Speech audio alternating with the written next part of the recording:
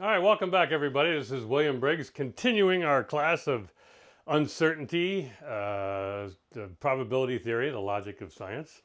Where's my book? Well, I guess it's right here. Last time, we discovered that all probability has a canonical form, a schema that every single logic problem fits into, where we have some proposition of interest and we have some evidence, so far blank, from which we say something about the proposition of interest. The choice of the proposition of interest, the choice of the evidence is always subjective. The probability itself, the logic itself, once we fix the evidence, once we fix the proposition of interest, is absolutely rigorous and objective. And cannot be disagreed with if one agrees with the evidence and agrees with the proposition of interest, and that includes in the evidence all tacit premises, implicit premises, such as what the meaning of the words mean. Now, I gave this out as homework. I wanted you to think about different sets of evidence for the probability that Biden wins the election. I chose something that was controversial on purpose.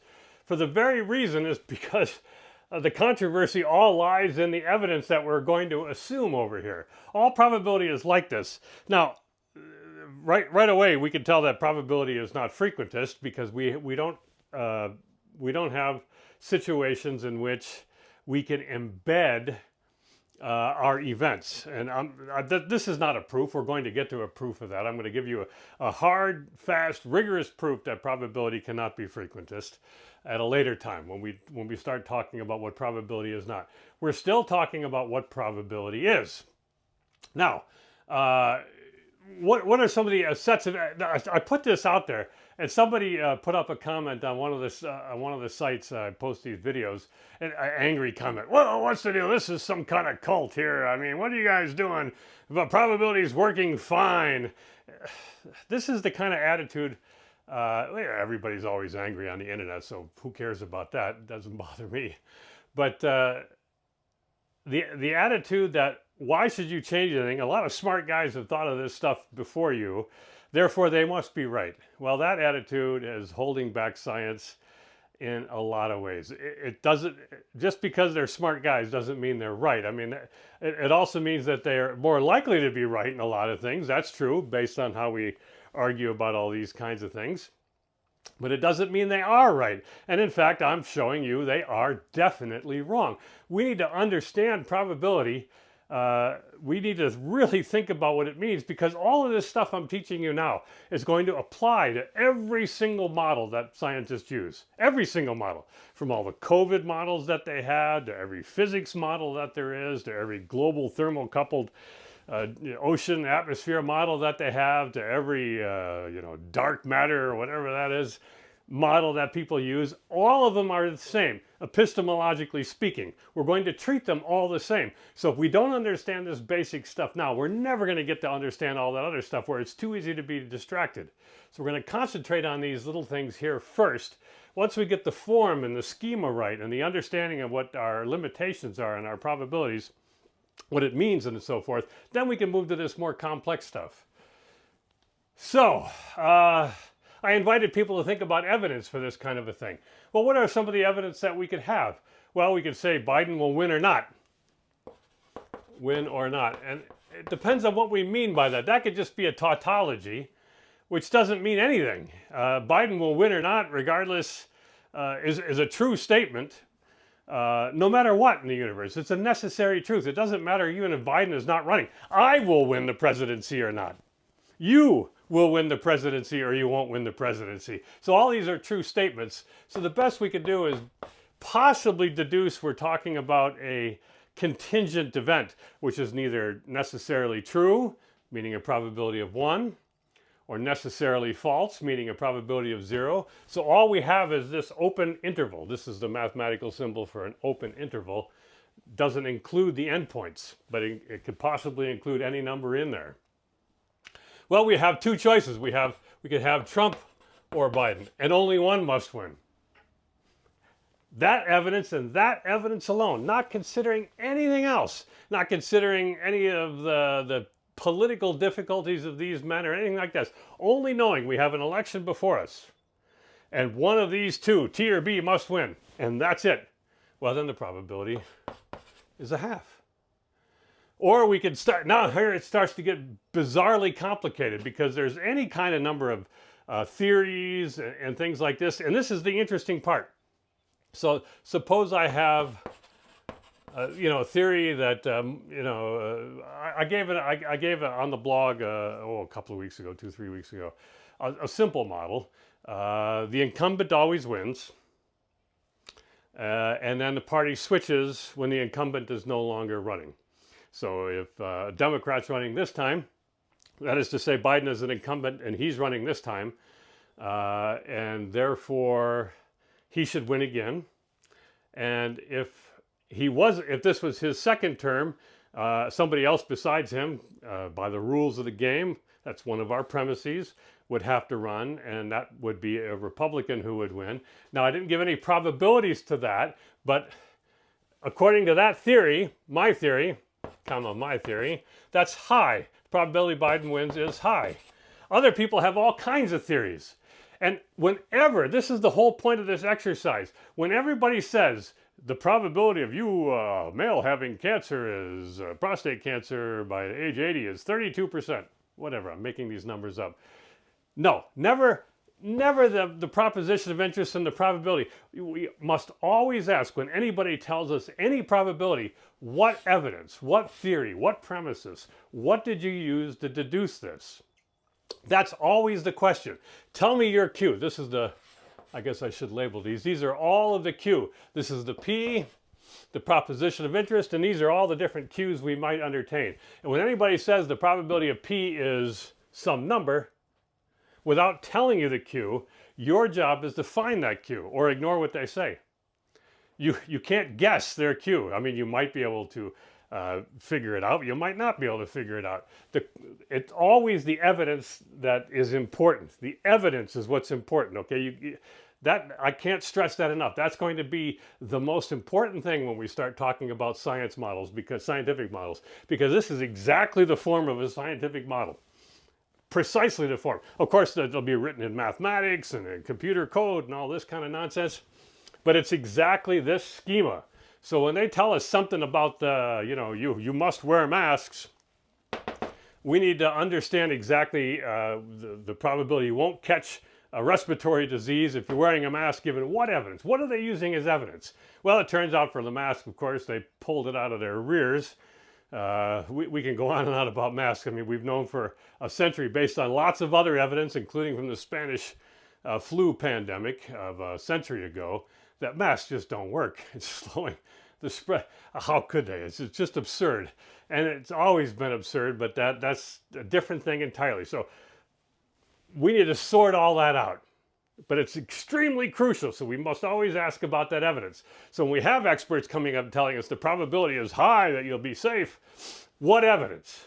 What did they use? Not just my say-so. That's not my say-so. My say-so. That's exactly like writing here. Biden wins, my say-so. Well, that's high. That probability is high because I said so. But I'm not giving you any other information. Yes, I can say the probability of Biden wins is high. Well, what evidence do you have there, Briggs? Well, I say so. I'm an expert in political theory and so forth. No, it doesn't work that way. Tell me your argument. I always need to hear the argument. Now, there's these betting markets. And betting markets. John Stossel runs a site. I'll link it up in the notes, the show notes here, class notes. Betting markets. And what these are is you have lots of people coming in from all over the world, and they all have their internalized Q. They all have their various evidences, and they make a bet. They make a money bet. They bet money on this one way or the other. So right now, I think as of this morning, it was something like 37% on they do from Predictive, SmartGets, a couple other, I can't remember. Doesn't matter. That's the current shot of of Biden winning today, given the information in these betting markets and whatever formula they use to conglomerate the things, okay? That's what this is. However, we need to be careful about this kind of stuff, and I'm not even gonna start to walk through you this today, but a bet is a decision, like a belief. A bet is not a probability. I cannot stress this enough. A decision is not a probability, all right? A decision is what you make. Supposing you accepted this cue and you were interested in this proposition and you heard this. Now, what would you do with this information? Would you put money on it? How much money would you put on it? Would you consider, like some of these celebrities, and I remember we must always follow celebrities. A lot of celebrities are threatening to move out of the United States if this man doesn't win the election. Something to hope for. What would you do? Now, that's a separate question entirely. It also involves uncertainty because we don't always know the consequences of our actions and so forth. So that gets into game theory. And game theory is partly, completely rigorous, no question about it, but it's also partly probabilistic. And we can't mix up decisions and probabilities. And that confusion that happens, that's a form of scientism, where somebody has introduced his decision function and said it must be yours, which it may not be at all. The consequences of making a decision one way or the other may hit you different than it hits somebody else. That particularly is huge in medicine, where the loss function, the risk function, the decision function of a doctor recommending that you get a test is nothing like the loss function, the decision function that you have to make, whether or not you should subject yourself to a certain test. Now, we'll get into all of that. But when you hear things like that, you got to understand, we're not just talking about evidence when we're talking about bets and decisions. We're talking about two layers of uncertainty. We first have the information that goes into forming the probability, the initial probability, and then we have the whole other uncertainty of what the bet means and the decision we're going to make. That's a whole layer of other uncertainty that's downstream from this we haven't even begun to touch on. All right. I think I've hammered that into the ground. My theory, this is just a cheesy theory I came up with just to demonstrate the idea of skill. We have to talk about skill. Now, anybody's expert model, this is just a cheesy model. Remember, this is the model where the incumbent wins unless he can no longer run, and then the opposite party wins. Very simple model. The reason we like to follow people who make good predictions in politics is the very reason we should follow people when they make good predictions in science, because their theories turn out to be true. The probabilities that they forecast, these are all forecasts, guesses, prognostications, scenarios, all of that stuff, they all words, some people don't believe this, but I'll prove it to you later, it's true. They're all synonymous. That's it. We follow these people because their theories are good, and we don't follow the people whose theories turn out to be bad, or we shouldn't. Or we don't follow people who explain after the fact. Anybody can explain after the fact. I can come up with any number of theories that explains after the fact, any of them that sound plausible and good and so forth. That's the whole problem with science right there. I can explain any political situation what happened. Why did they prosecute Trump, for instance? Well, I can come up with blah, blah, blah. I can come up with all kinds of reasons. But if I can't use that same kind of theorizing and make good predictions, then you shouldn't believe me about my theorizing, okay? It just doesn't work that way. And it's the same in science. When I have a model and I'm proclaiming, and I've written it up, and it's in a peer-reviewed journal, peer-reviewed journal, we have to talk about the difference between academia and science, as Alan Savory had a very famous video game on. We'll go through all that. Academia is not science. To equate the two is just a huge mistake. Okay. But all science papers are like this. They're making these kind of bold claims, but they're always making it about the past. All right? They're always giving you a theorization or an explanation of past data. Here is my bold and confident explanation of how this thing works.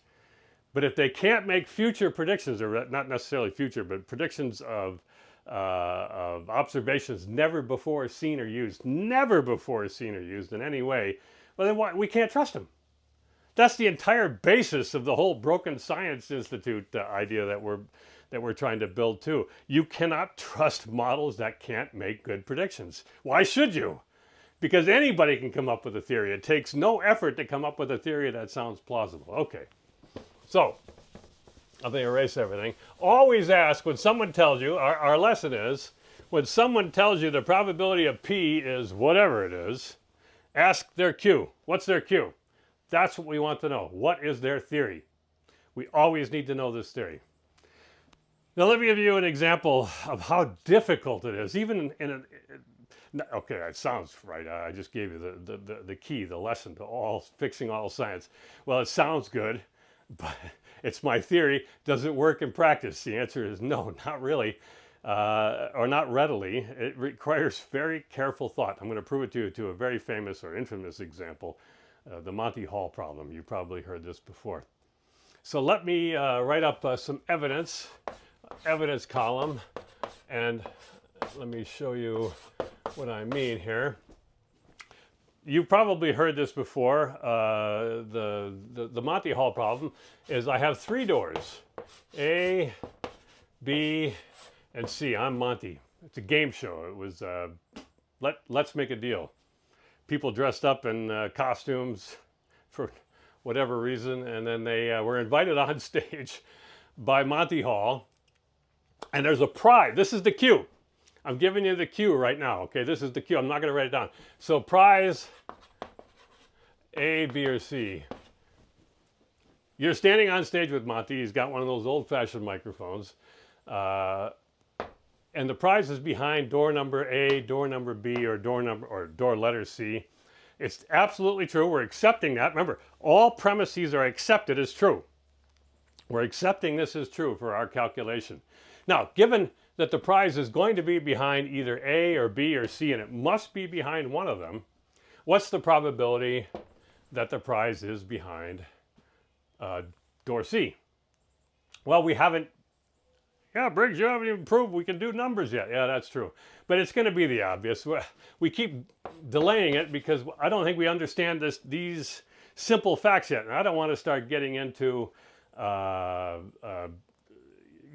these difficult proofs about the statistical syllogism and all this kind of thing before we understand these basics.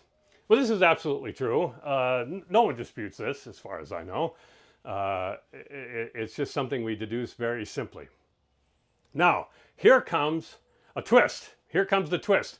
Which door do you want to pick? Okay, B. You pick B. You pick door. You pick. Okay. Nothing has changed. You pick B. Just pick B, adding it to this Q plus Q1, I guess we can call it. The door is still a third, no problem. But here's the twist. Here's what Monty does. Monty will now look at you and say, okay, I'm going to open door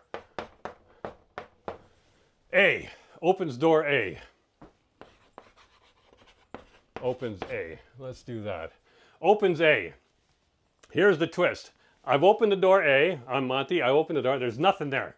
That's what my artistic rendering here illustrates. Now, the question for you is, should you switch? You could stick with B, or you could switch to C. That's your choice. And which choice is reliant as a decision? We haven't learned how to do decisions, but we can see that it means what's the probability it's going to be behind C. We know the probability behind A is 0.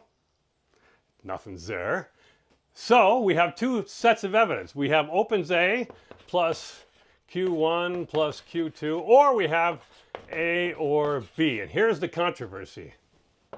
We got, let's see here. Okay, here's the controversy. A lot of people will look at this and say, well, it can only be B or C. And that's true. It can only be B or C. And it has to be one of them. All true. Given just those premises, the answer is, of course, a half. But that's not the only information that we have, and this is what makes probability so difficult. Marilyn Vos Savant, in a very infamous episode, I think it was back when they still had newspapers, you remember those? They had magazine insert in there called Parade. Well, I think it was called Parade. You know, glossy thing, you know, just filled with ads and whatever, lighthearted things. And she had a column, the Marilyn Voss Savant, I guess she called herself. And somebody submitted this question, what was the best thing to do? And she came up to the right answer. And it was a huge blow-up controversy at the time. This is a long time ago, back in the 80s, I think. People wrote in, I am a PhD in mathematics and I'm at such and such wonderful university, and you're wrong. The answer is a half.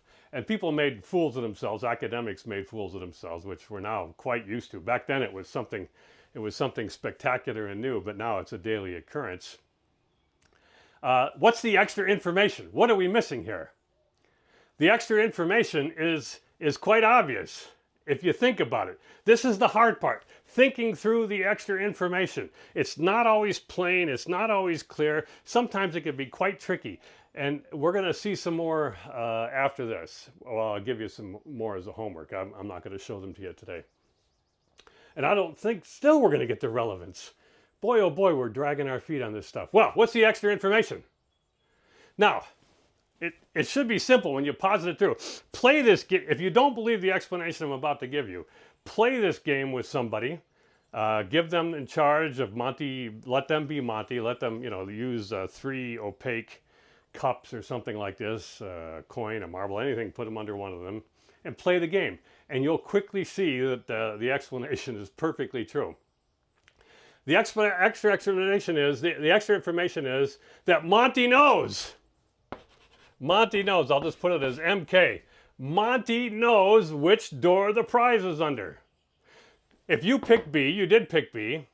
If the prize is under B, why, he could pick open A or C. True? If the prize is under A, which will happen 1/3 of the time, he can't open the door that you picked. He can only open door C. And if the prize is under door C, he can only open door A. That's the extra information. If you picked B, he can open either A or C. Correct? Which means he opened A, and therefore C is the only possibility left. The probability is therefore 2/3. And I'll explain it again another way if you don't get that. So if you only have a 1/3 shot of getting the prize picked originally. You picked B, and I'm going to say the prize is under, oh, that's a beautiful prize. Well, art was never my thing. I don't have the patience for it. That's the problem. I can draw some things if I'm very careful and take my time, but I just don't have the patience. And that's what I think is what required for to be good at art, besides the talent and all that kind of stuff. I'm absolutely impatient. The prize is under C. If you pick A, he could then open B, but he can't open C. If you pick B, he could open A, but can't open C. There's 2 possibilities. If you pick C, then he can open A or B. That's the 3rd possibility. So 2 out of those 3 possibilities, you should have switched. I hope you followed that. Let me say it again. I'll say it again slowly. I think maybe I went a little fast. Well, of course, you can always rewind this kind of a thing. Suppose the prize is under C. You picked A. You picked A instead of B. Monty can only open B, and therefore the best thing to do is switch. That's one case. Switch, wins, that's 1. Yes, in this case, where you pick A. You pick A, you pick B or C, and C has the prize. How about this explanation? You picked A, prize is under C, Monty could only open B. The best thing to do is switch to win. You pick B, the prize is under C, the only thing you can do is open is A, switching wins. You pick C, Monty could open A or B, switching, and suppose he opens either A or B, switching loses, and it would have been better to stick. 2 out of 3 of these are switching, switch wins, 2/3 probability. Very tricky if you're not thinking about it. Now there's another one I'm going to leave you as homework, and of course everything is open book. You can look all this stuff up online. Let's see if I can get the words of this right, if I've memorized it correctly. There's any number of these they're called probability paradoxes. And later we're going to meet like Buffon's needle. We're going to meet all these supposed conglomerability paradoxes that get really complicated math in these things. A lot of those involve infinities. Infinities is just this wonderful place. It's an enormous land. It's incomprehensibly large, and there's lots of ways to get there. And that's the problem. There's lots of ways to get there. And the ways to get there are all Q. And you pick a slightly different Q, even though everybody ends up at the same destination, infinity land, the probability changes dramatically. And so there's lots of angst and consternation of those, but James does a wonderful job in this book showing one of them, and I show some others, namely the doomsday argument. Maybe we'll go through that in the class. It's kind of fun. But there's all kind of other, there's the Sleeping Beauty problem, there's the two envelopes problem, and then there's the boy born on Tuesday problem. This is your homework. I'll write it out in the homework below so you'll see it. But a colleague comes to you, a friend, whoever, that you don't know well, and so you don't know the constituency of his brood, and he says, well, I have a son that was born on a Tuesday. What's the probability, and I have two kids, one of which is a son born on Tuesday. What's the probability that both of his kids are boys? So he says, again, I have two kids, one of which was a son born on Tuesday. What's the probability both are boys? And the answer turns out to be just like this, in the sense that it's just patient counting. And I'm very bad at patience myself, so I understand how this goes. You always have that instinct to jump to the answer. And this is jumping to an answer. It's the correct answer. It's the correct answer to the wrong problem. All right? It's the correct answer to the wrong problem. We want the correct answer to the right problem. And that's what we're going to continue to do. I think finally next week, unless there's any real consternation, because this is an open, like I say, it's an open book homework question. You can look all this stuff up, but I'll post links to how to find it if you can't do it yourself next week. We'll finally move on to relevance, and then we'll finally get to proving probability can be other numbers besides 0 and 1. That's it for now. Thanks for listening. There's more information down below, which you could easily find, and I welcome all questions. Thank you very much.